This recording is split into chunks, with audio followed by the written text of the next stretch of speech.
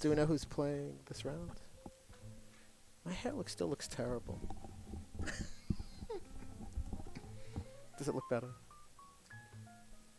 I wanted to I get a think glass so. of water. Do you know who's playing top board this round? Yeah, the guy I drew in my first game. I was winning against him, and now he's Oh, in second place. you winning No, against not I Alan? didn't play Alan. I played the other guy. I don't know who the other guy is. I don't see the pictures. I'm surprised. I thought I would see a lot of people I recognize from the Tuesday Club or the evening Yeah, clubs, but I don't recognize a lot of people. there's not a lot of turnout Oh, it's today. Alan versus Alan. Wait, they're in. This can't be the game. This is the remainder of last round's game. Yeah, I don't think they made it this. They went this fast.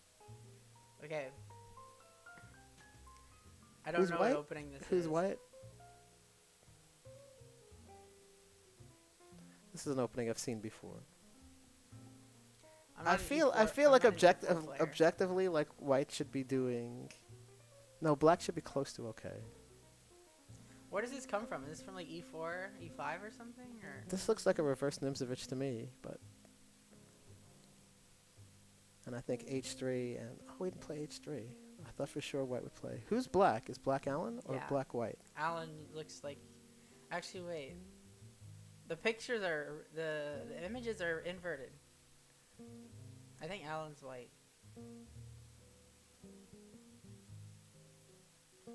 Yeah.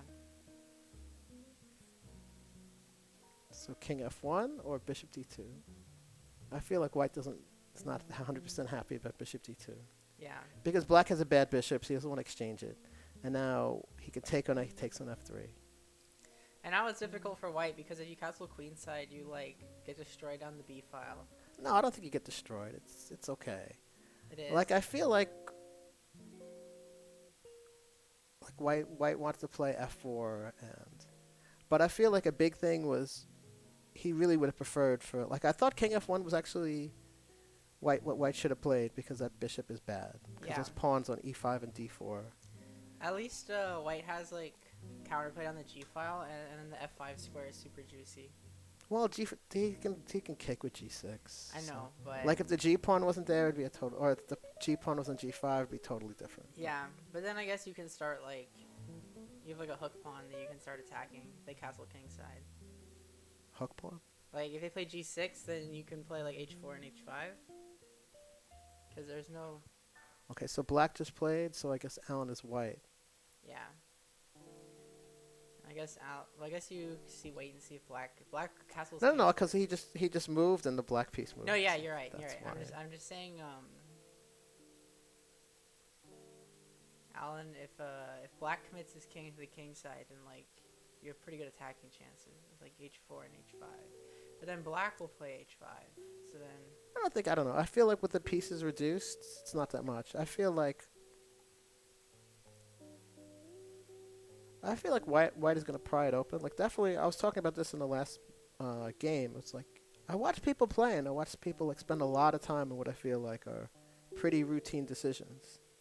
Like I would have played F4 like almost instantly, yeah. but he thought about it for seemed like a minute or so.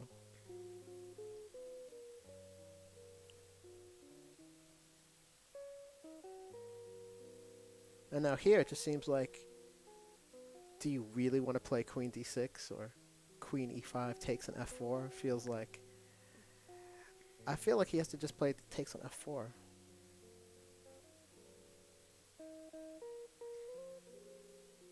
Yeah, because I mean, I feel like you have to take, or else. He plays queen d6. I'm surprised. Can white play F5? He could, but I thought he was going to play takes on f4. He plays takes on f4. Oh. Well, maybe f4. I guess you can play F4 again and then play for F5. Yeah, but white should be really happy here. He's got a lot of space. He's got the pawn duo, as they like to say. But he's thinking. I guess the bad thing is if you play f4, then maybe knight g4, e3 can be a nuisance in the future.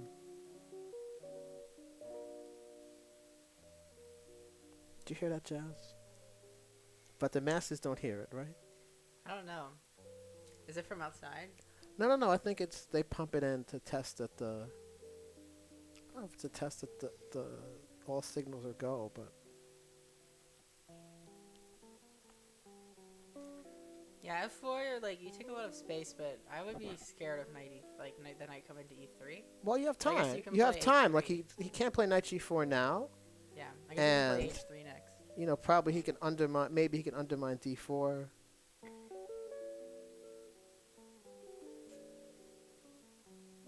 c4. Interesting. I guess that's a good move because you can defend with tempo and. Yeah, and if the d pawn, if he takes to the d pawn, then now knight g4 doesn't mean anything. Yeah. Almost.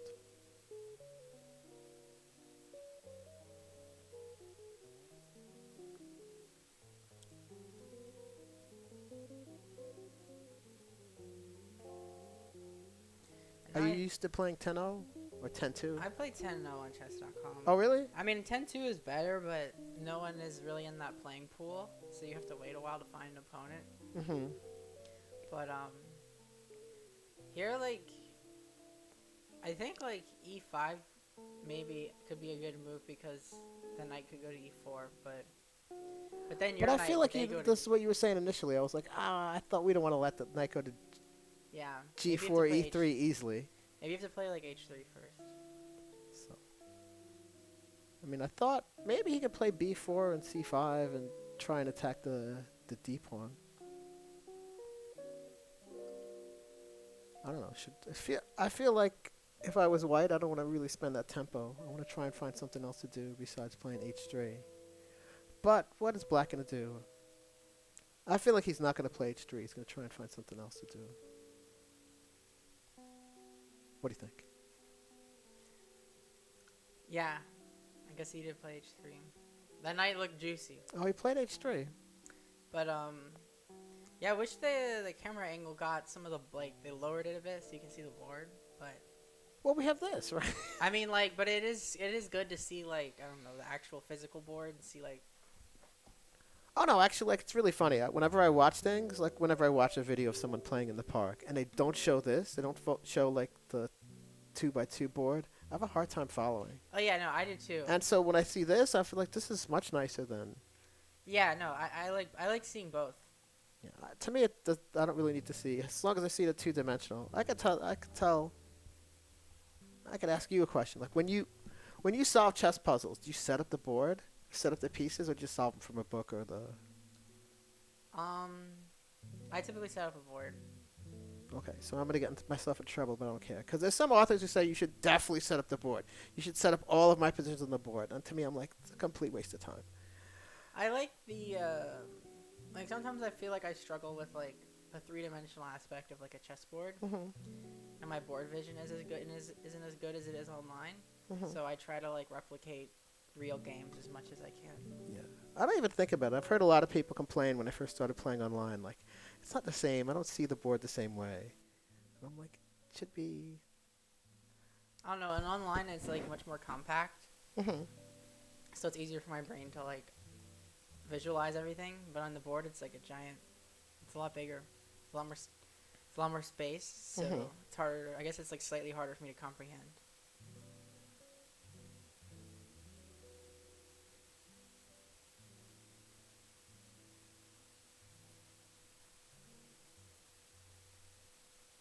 So I was thinking, I don't know if we should continue the story, or I'm surprised he offered the queen trade, but I guess he thinks, even though the ending's worse, he should be able to survive, and he does have the open B file.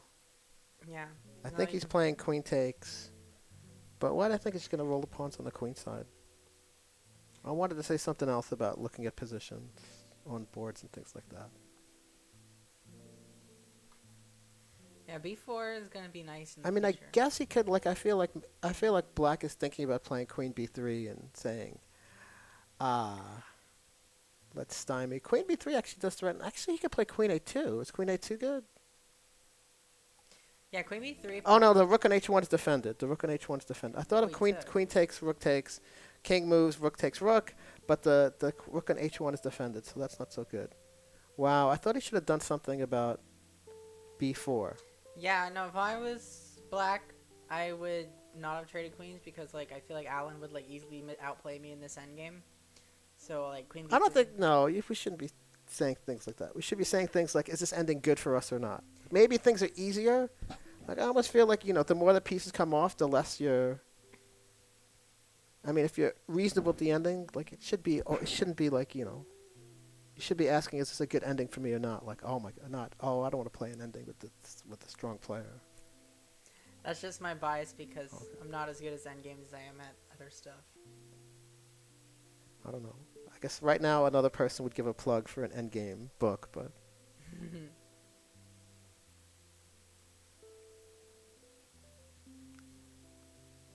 so what do we think? I think is he putting a knight at c4? God, it takes a long time to get there. Yeah. So what? e2, c1. That takes forever. But actually, what if you get to a5? Oh, he's playing a5 to stop this. Did he instantly respond? What was his answer to a5?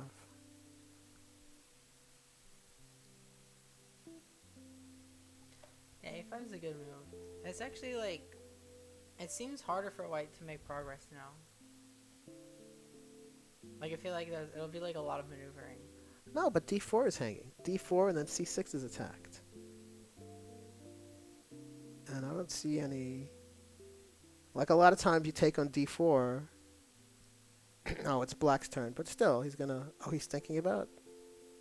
I thought he was going to take back with a pawn without thinking. But I guess you could play like, well, I guess I have to see what white takes with. I thought he was going to take with the pawn. I'm surprised he... What would you take back with? I would take, well, it's interesting because you get your passed pawn and you get more, like you can move a rook to b4 easier and put pressure on the d pawn. Is the board accurate? But then the knight on d7 attacks your c5 pawn, so. Well, maybe that's what he's thinking about. I think there's something wrong with the board because... He may have just like picked up the pawn and then just like not put a piece down yet. No, I guess black. Well, no. Black has just made a move and the board isn't right. Who do we need to yell at? Micah. Do you want to go look for him? Do you want me to go look for him?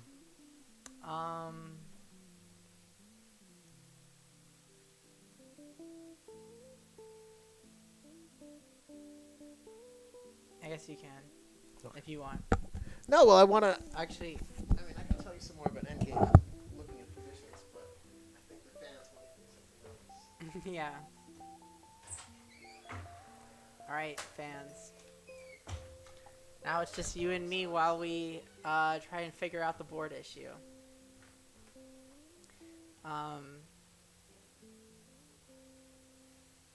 Yeah, well, I guess I can't really commentate much on the position because we don't know which way white took back. But, yeah, this has been a fun tournament. I've been doing pretty badly, but, you know, that happens sometimes.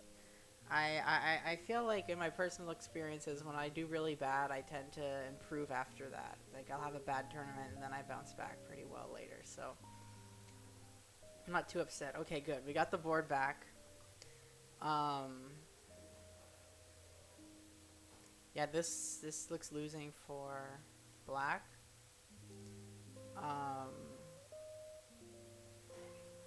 We got it working. Is it working? Yeah. Black seems to be in a lot of trouble here. Well, I think he's playing a much stronger player, Yeah. and he made some not so good decisions a little early. Where's my move?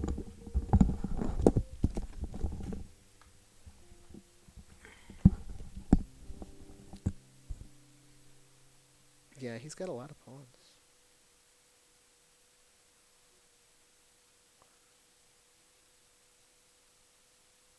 Oh no. This is rook Where's trapped. that rook going? Yeah. Oof. Well, he has a move, I guess.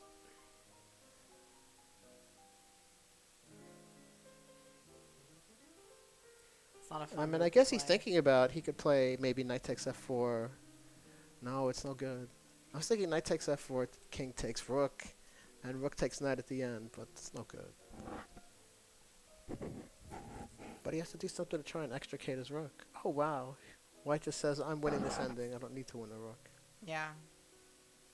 I'm surprised. Takes, and then knight takes f4. Oh no.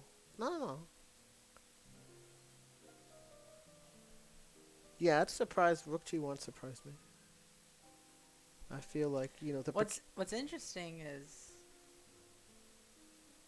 Black can get the A file and like have the some. f pawn, like when he takes the f pawn is hanging. I don't see what White's big deal is. Like I feel like White could have kept almost everything, and now Rook takes f4. I mean, Knight takes f4 is attacking h3 and g3. Oh, he shouldn't have taken with the Rook, because now I guess he has Rook g3, but he doesn't because the knight on e5 is hanging. Yeah, wait, White might be in trouble now. No. So, no, I think White is probably still okay, but White gave away a lot. I did not like Rook takes g1. Yeah, now the game's like competitive again. So White is... So it's 5-4, but another pawn's going to drop.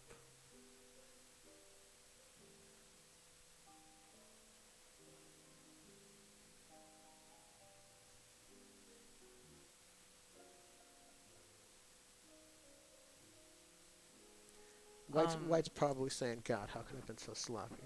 I feel like I played so many games this week where I was like killing my opponent. I thought he was like... And I just said, oh, I'm up a piece, and just didn't pay attention.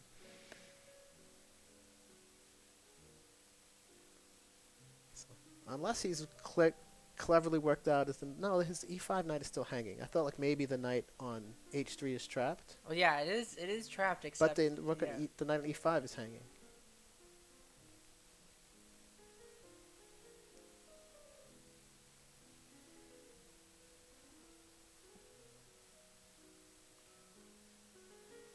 So in this rook and pawn ending, what do we think? It's 4 versus 3. I mean 4 versus 4. Yeah, well the thing is Black is the only one who actually has like a passed pawn. I mean White will be quick to make one, but White can easily play like yeah. White made a really big mistake. Yeah, White will easily be able to make a passed pawn, but Black might be able to get their pawns rolling first. But White has to tell, I guess, d4. I was thinking it's White's turn.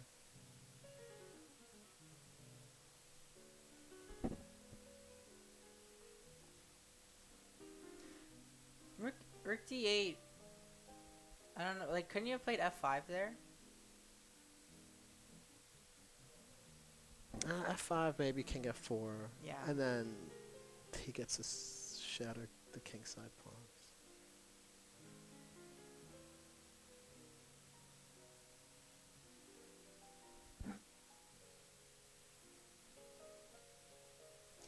I will say commentating is like seems to be a lot harder than playing.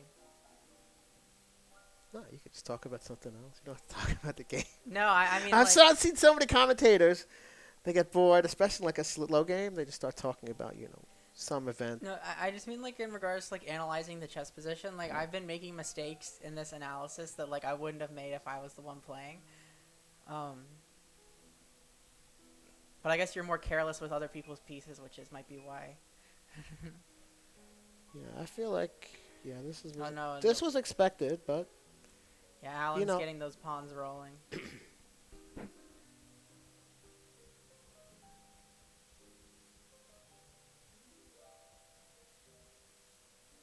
So is he gonna play takes and rook a1, king f6? I'm not sure. What did he play? f5. He's a little slower, but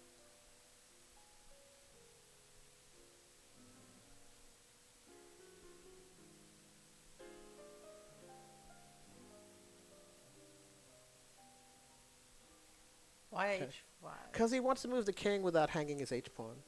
Mm. So, but it seems like, White's pawns feel more... Yeah, that's like the least optimal placement of pawns when you're in a pawn race. Well, I mean, here it's just like... I remember someone was sharing an article, how to become good at chess. He said 2 pawns on the 6 are always better than a rook. I don't think that's true, but those 2 pawns on the 6 are a nuisance, and I'm not sure... So what's next? King e6? Oh, it's White's turn. God, I gotta pay more attention.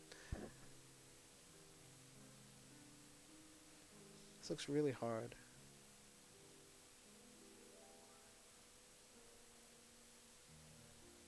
Because I think next to c7, king c6, really bad.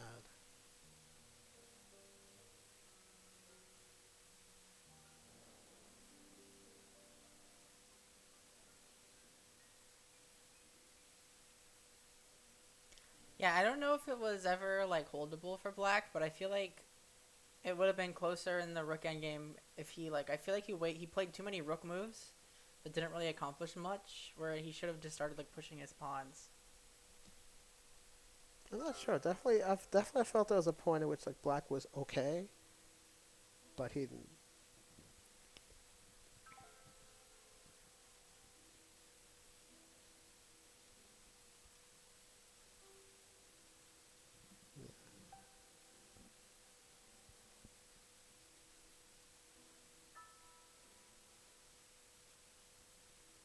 It's always funny, this post-game commentary, how people have so much to say to each other after the game. Can they still hear us?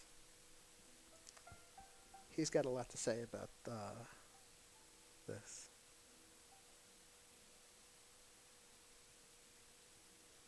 Well, maybe I can go back to my topic about looking. I definitely feel like, setting up chess positions takes forever.